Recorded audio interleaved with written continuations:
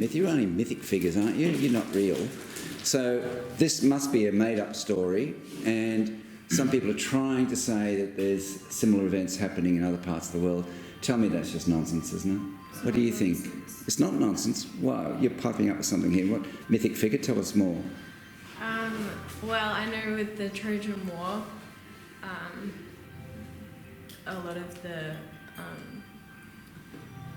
art created about it and the poetry written about it was created based on like other wars and events, while it is fiction based on other things. And I think linking that to the modern world, got war and similar things happening. Please no, Well, I think the concept of a foreign sovereign nation going and invading another country is something we definitely see with the US in the Middle East, and pointless wars, not to be controversial, and you see the treatment of women in those countries and the way that they get overlooked in the media the same way that these women are overlooked.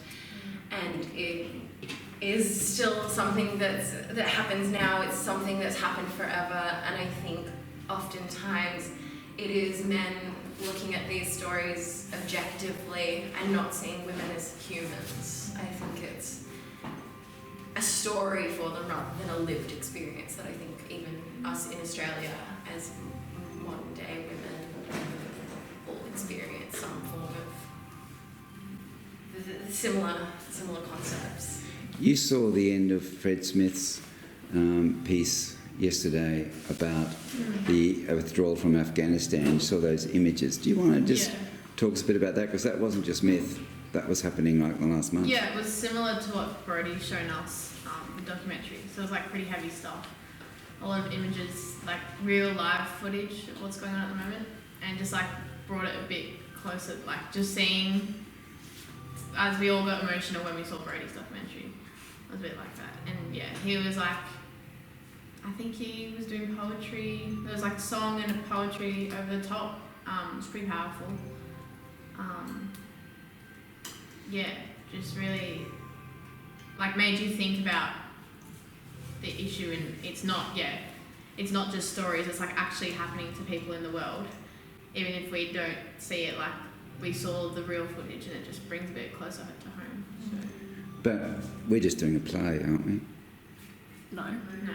Tell me, what do you mean? We're raising awareness in a creative setting to let people of our generation and of the generation above and the generation above to know that while this is a story and it's myth, it's very real in the world today, which is why there's links to documentaries and links to what's happening in Afghanistan, especially with the women, because it's a very real thing.